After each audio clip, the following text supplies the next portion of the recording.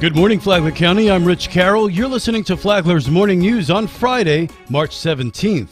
Proactive policing in a 12-hour block of time resulted in 5 narcotic arrests. Flagler County Sheriff Rick Staley says Kelly Perez and Alfredo Rivera Aguilera were pulled over on Tuesday on State Road 100 West near Bimini Lane for driving an unregistered vehicle, and that's when the routine part of the traffic stop ended. Individuals with trafficking amounts of methamphetamine and 4 pounds of marijuana. These individuals found out they came to the wrong county to sell their dope and then were taken to the Green Roof Inn. Some of them already posted bond, but I hope they learn their lesson to stay out of Flagler County or turn their life around, because if they continue their profession, they'll be visiting the Green Roof Inn again. 3 other women were also arrested on drug charges as part of the proactive policing campaign. To our community, if you have tips, always call us 313-4911 to report suspicious incidents, or send us an email at tips@Flagler Sheriff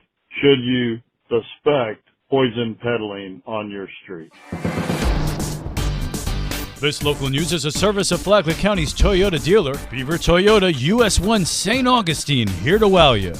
Palm Coast welcomes the city's new Sustainability and Resiliency Officer. Maven Rogers will have the role of leading efforts to develop and implement strategies to enhance the city's conservation and efficient use of resources, and to implement resilience measures to ensure Palm Coast's vibrant future. I am honored to join the vibrant community here at Palm Coast and lead measures that integrate people, planet, and prosperity, providing a healthy community to all of our wonderful Palm Coast residents. Serving as Palm Coast Chief Sustainability and Resiliency Officer, I believe I'm most excited to really engage our residents on various environmental concerns and issues that they may have. Rogers will work closely with city leaders, community stakeholders, other government agencies, and residents to develop and implement initiatives that promote environmental, social, and economic sustainability. For Flagler's Morning News, I'm Karen Johnson.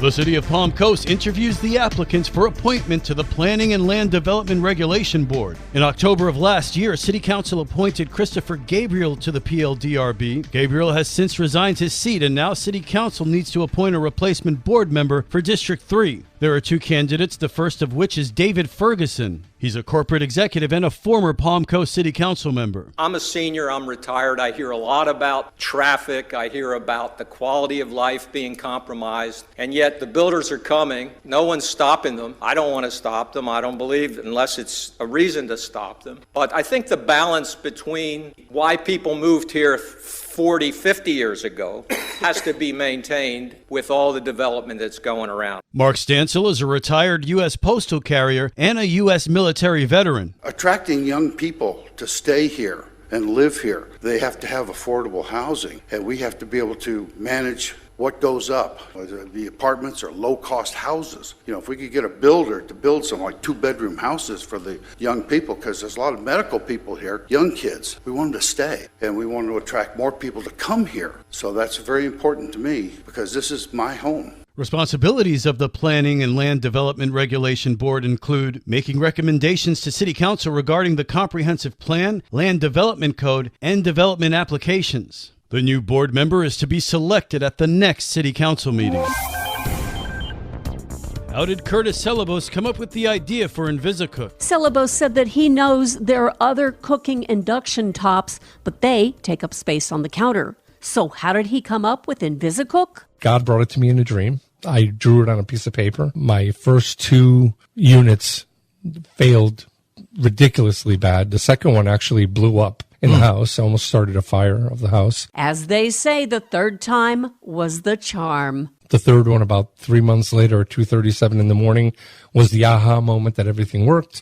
Wrote down the calculations, started writing the patent, and now we're selling them all over the world, and that was 4.5 years ago. Celebos said that you do have to use pans suitable for induction cooking. He said that he has those, and he's designing some new ones, but he said you can use any one that works with induction cooking. You can listen to the Business Report on WNZF Saturday mornings at 10 and on the Flagler radio app. From the WNZF Newsroom, I'm Deb Albertson. The weekend is here and there's plenty of family fun to be had in Flagler County. This is Stacy with Fun for Augie Kids. Are you as lucky as a leprechaun? Come to the Flagler County Library this afternoon for the second annual St. Patrick's Day Party. Enjoy themed food and drinks, play games, and have a great time with other tweens and teens. Come into Michael's Craft Store and celebrate Easter with a free craft. Utilize paint and pom-poms to make your very own bunny collage. All supplies will be provided. For more on these events and others, please visit us on our website at AugieKids.com. Have a great weekend. And now you're up to date on Flagler's Morning News. I'm Rich Carroll.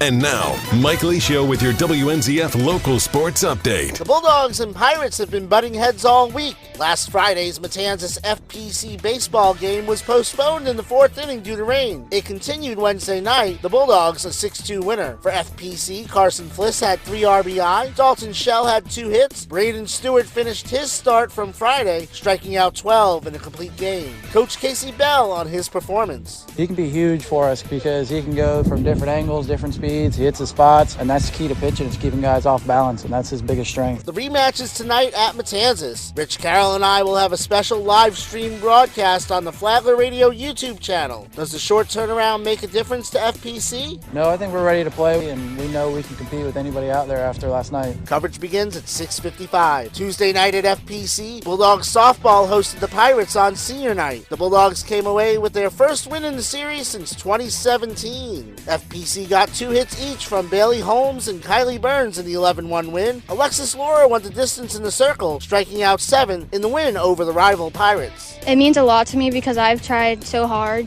every single year since my freshman year to beat them, and it feels like I've accomplished something. After last night's 11-9 win against Heritage High from Maryville, Tennessee, the Bulldogs are 7-0, their best start since 2012. Boys lacrosse Wednesday at FPC. Thanks to 5 goals by Dylan Torriello, the Bulldogs get the win 14-3. Dylan on the crosstown foe. It's always fun when we're playing Matanzas. We know a lot of the kids on the team, so it goes back and forth a little, but it's all friendly. It's always a good time. His coach Tom Morgello agrees this clash is different. We're a unified county. It's not like we're trying to get against each other. This game is real friendly, where in years past it wasn't friendly. Scores from last night: softball, Oakleaf 10, Matanzas nothing. Boys lacrosse, Episcopal 21, Matanzas nothing. Flag football, Rains 8, FPC 7. Saturday, FPC boys lacrosse host Jerome High from Dublin, Ohio. Track and field, Matanzas hosts the Pirate Relays. FPC is at the Bob Hayes Invitational in Jacksonville. We have local sports updates Mondays and Fridays. From the WNZF Sports Desk, I'm Mike Licio.